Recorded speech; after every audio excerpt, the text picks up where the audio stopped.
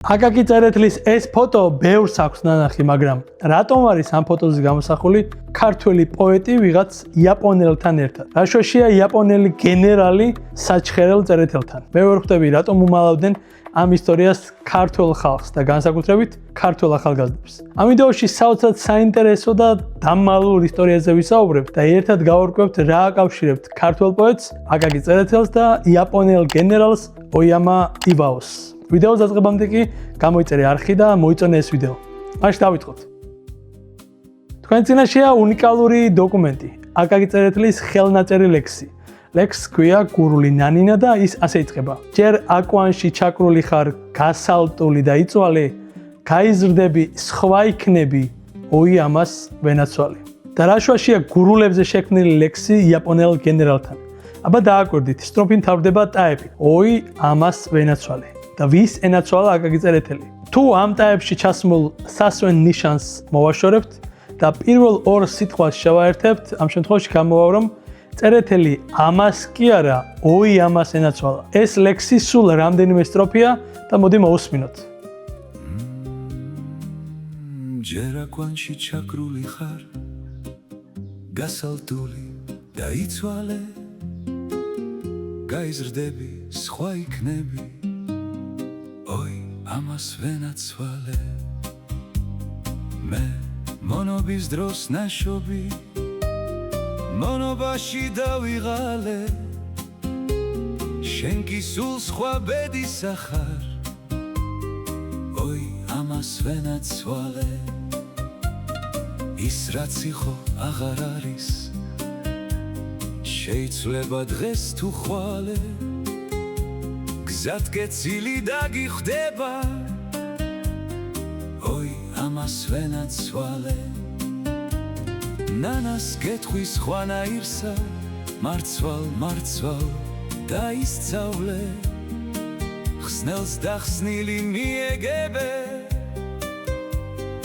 oi ამას ვენაცვალე.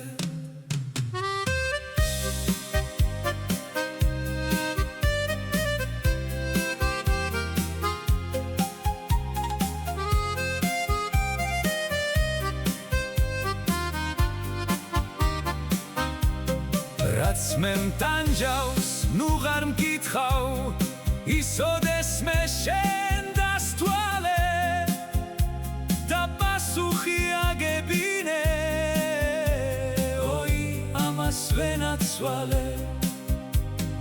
მაგრამ ჯერ კი აკვანში ხარ, გაიზარდე მალე,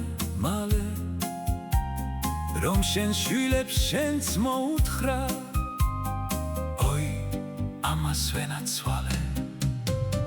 საქართველო შენ გიმღერის, oi ამას ვენაცვალე.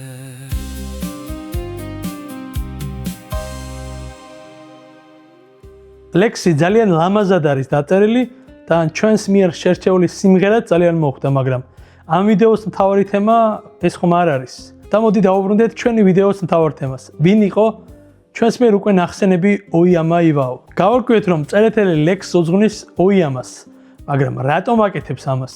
ამას მაშინ გავარკვევთ თუ ვიკითხავთ ვინ იყო ოიამა ივაო. პრინცი ოიამა ივაო იყო იაპონელი ფელდმარშალი და იაპონიის საიმპერატორო არმიის ერთ-ერთი დამაარსებელი.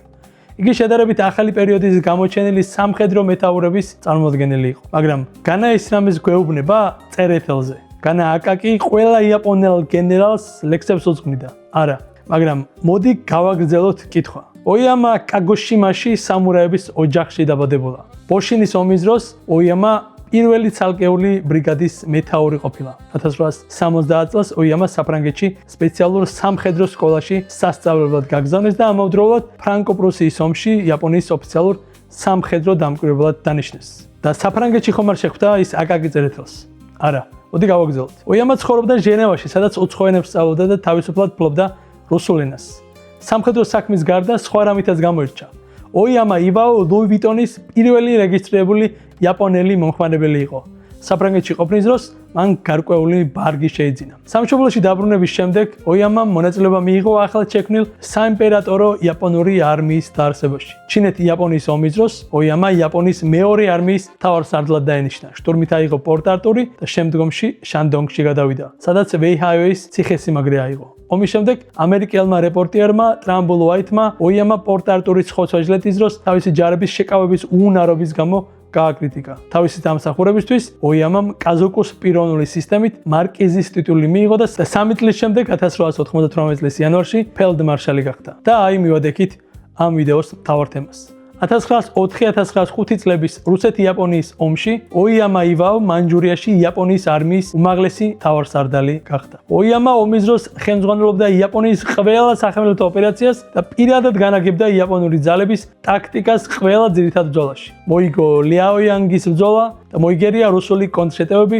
შაჰოსა და სანდეპოს ბრძოლებში. იაპონიის გამარჯვების შემდეგ იმპერატორმა მეიჯიმ 1907 წლის სექტემბერში იგი პრინცის წოდებამდე აიყვანა, რაც იაპონიის იმპერიის უმაღლესი წოდება იყო. ანუ გავარკვიეთ, რომ ოიამა იაპონელი გენერალი იყო, რომელმაც რუსეთ-იაპონიის ომის დროს რუსების დამარცხებას პირადად მეთაურობდა. ახლა უფრო მარტივი ემის გარკვევა რაკავშირია აკაკი წერეთელსა და ოიამა ივაოს შორის. ოფიციალურად ცნობილია, რომ ეს ლექსი აკაკი წერეთელმა მიუძღვნა ზაირა ლალა გოგოლაშვილს ქუთაისში გურიელების ოჯახში სტუმრობის დროს. თუმცა მოგეხსენებათ, აკაკის გამჭრიახობა და იუმორის საქვეყნოდ იყო ცნობილი. გოსანს ხშირად ჩაუწერია საკუთარ ლექსში დაფარული პოლიტიკური მოსაზრება, რომელსაც ყველა ვერ გაიგებდა განსაკუთრებით უცხოელი.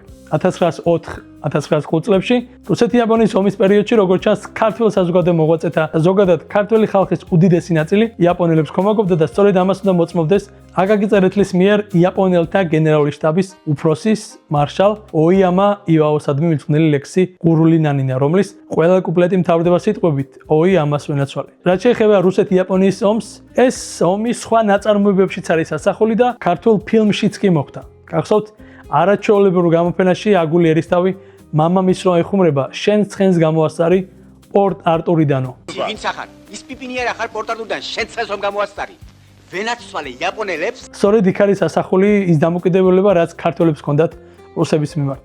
ზოგადად ომი რუსეთის იმპერიასა და იაპონიას შორის მიმდინარეობდა 1904 წლის 8 თებერვლიდან 1905 წლის 5 სექტემბრამდე.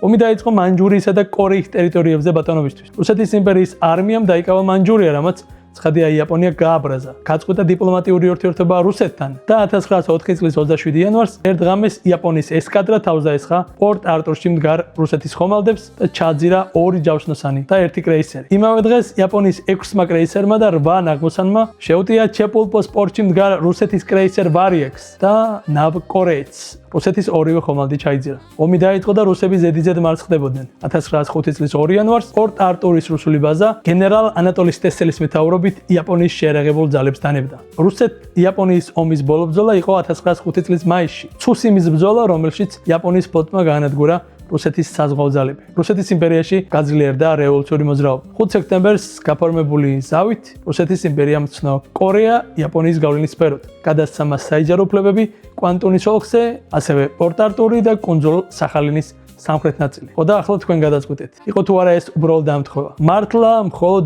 ზაირა გოგოლაშვილისთვის დაწერილი ლექსია გურული ნანინა თუ აკაკი წერეთელმა თავისი გამჭრიახობით და იუმორით მასში ფარული პოლიტიკური გზავნილით ჩადო. ერთი რამ ფაქტია, რუსეთ-იაპონიის ომის დროს ქართველების მნიშვნელოვანი ნაწილი იაპონიის გულშემატკივრობდა და რუსეთის იმპერიის მარცხს იმედის თვალით უყურებდა. სწორედ ამიტომ გასაკვირისულოც არ არის, რომ ოიამა ივაოს სახელი ქართულ საზოგადოებაშიც ცნობილი გახდა. შესაძლოა აკაკის იმ ლექსში მართლაც უბრალო სიტყვებთან მქონდეს საქმე, თუმცა შესაძლოა საუკუნეზე მეტი ხნის შემდეგ ჩვენამდე მოღწეული ერთ-ერთი ყველაზე საინტერესო ისტორიული მინიშნებაც იყოს ეს ლექსი. თქვენ რას ფიქრობთ? ნამდვილად იყო თუ არა ეს ლექსი იაპონელი ფელდმარშალისადმი მიძღვნილი ფარული გზავნილი თუ ყველაფერი მხოლოდ სხვებმა გამოიგონეს? დაწერეთ თქვენი აზრი კომენტარებში. ხოლო თუ მსგავსი უცნობი დამალული საინტერესო ისტორიები გაინტერესებს, გამოიწერე არხი, მოიწონე ვიდეო და ჩართე ზარეზღილაკი, რათა ახალი ვიდეოები არ გამოგჩეს.